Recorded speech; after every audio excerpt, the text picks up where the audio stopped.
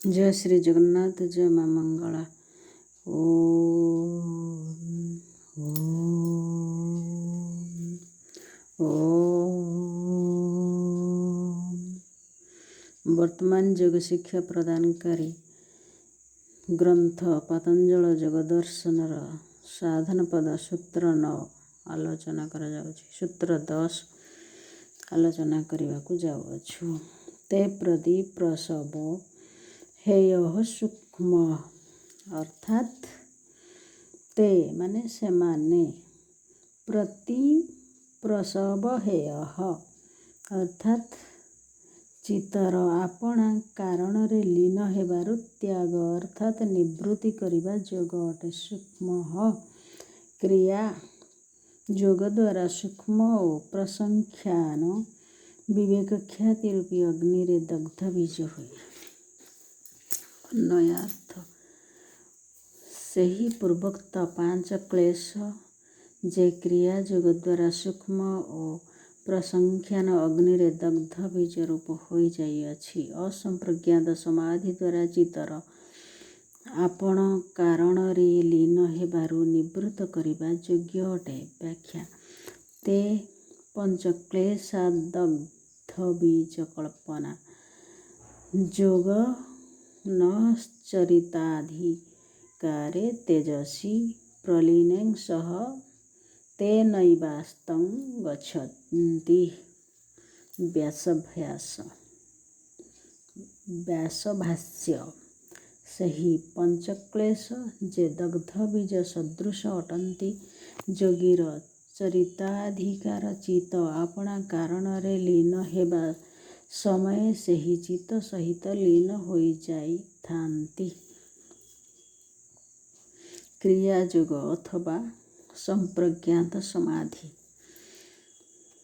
क्रिया योग द्वारा सूक्ष्म करा होइथिबा क्लेश जेतेबेले प्रसंख्यान विवेक ख्याति रूपी अग्नि रे दग्ध बीज तुल्य हो जाइथांती सेतेबेले संप्रज्ञात समाधि द्वारा समस्त समाप्त अधिकारण युक्त चितर आपणार प्रवृत्ति रे लीन हेबारु सेही क्लेश गुड़िक मध्य ताहा सहित लीन होई निवृत्त हो जाइथांती।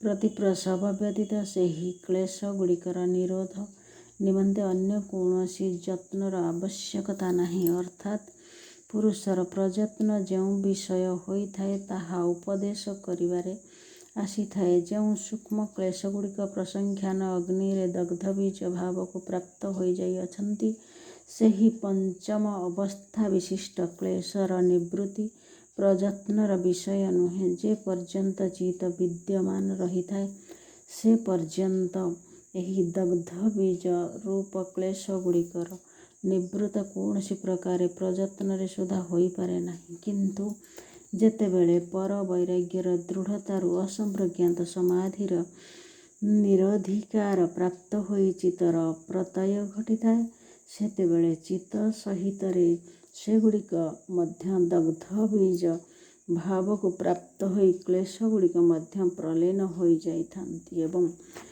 कैवल्यावस्थारे चित्त आपणा स्वरूपरु नाश होई जीवा साथिरे एमानंकर भी विनाश घटिथाए। कारण धर्मर नाश बिना संस्कार रूपी सूक्ष्म धर्म गुड़िक नाश हुए नहीं।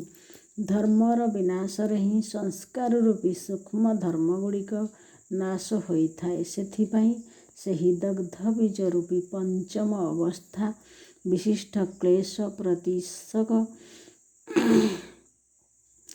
हेय अर्थात चित्त प्रलय हेबारु आपणार कारण रे लीन हेबारु त्याग्य योग्य अटे। चित्तर प्रलय अर्थात आपणा कारण रे लीन हेबार नाम प्रति प्रसव और त्याग योगीर नाम हेय अटे। प्रसवर अर्थ उत्पत्ति अटे ताहार विरुद्ध प्रति प्रसवर अर्थ प्रलय अर्थात आपणार कारण रे लीन हेबा अटे। शंका तनुकरण दग्ध बीज भाव और प्रति प्रसव अर्थात प्रलय एहार क्रम अटे। अतएव दग्ध बीज भावर प्रतिपादक ध्यान हेय तद्वृतयः ଏହି ସୂତ୍ରକୁ ପ୍ରଥମେ ଉଲ୍ଲେଖ କରାଯିବା ଉଚିତ ଥିଲା। ସମାଧାନ ନା, ମୁଖ୍ୟ ଫଳ ହେବାରୁ ପ୍ରତିପ୍ରସବ ଅର୍ଥାତ୍ ପ୍ରଳୟର ପୂର୍ବରୁ ତହିଁର ନିର୍ବାଚନ କରାଯାଇଛି। ସେଥିରେ ଦ୍ୱାରର ସାକାଂକ୍ଷା ହେବାରୁ ଦଗ୍ଧ ବୀଜକୁ ପରେ କହିବା ଉଚିତ ଅଟେ। ସଙ୍ଗତି କ୍ରିୟାଯୋଗ ଅର୍ଥାତ୍ ସମ୍ପ୍ରଜ୍ଞାତ ସମାଧି ଦ୍ୱାରା ତନୁ କରାଯାଇଥିବା ଅଙ୍କୁର ଉତ୍ପନ୍ନ କରିବାର ଶକ୍ତିରୂପ ବୀଜଭାବକ ସହିତ ଯେଉଁ ତନୁକ୍ଳେଶ ଅଛି, ସେହି ତନୁରୂପ କ୍ଳେଶ ଯେଉଁ ବିଷୟ ପ୍ରଯତ୍ନରେ ଦୂର ହୋଇଯାଇଛନ୍ତି, ଏହାକୁ ପରବର୍ତ୍ତୀ ସୂତ୍ରରେ କୁହାଯାଇଅଛି। ଇତି ଦଶମ ସୂତ୍ର ସମାପ୍ତଃ। ସାଙ୍ଗମାନେ, ମୋର ଏହି ପ୍ରୟାସକୁ ଆପଣମାନେ ସାଦରେ ଗ୍ରହଣ କରିବେ ଏବଂ ଦେଖିବେ ଏବଂ ନିଜ ଜୀବନରେ ଉପଯୋଗ କରିବେ ଏବଂ ସବସ୍କ୍ରାଇବ୍ କରିବେ, ଲାଇକ୍, ସେୟାର ଆଣ୍ଡ ସବସ୍କ୍ରାଇବ୍ କରିବେ। ଜୟ ହିନ୍ଦ, ଜୟ ଜଗନ୍ନାଥ।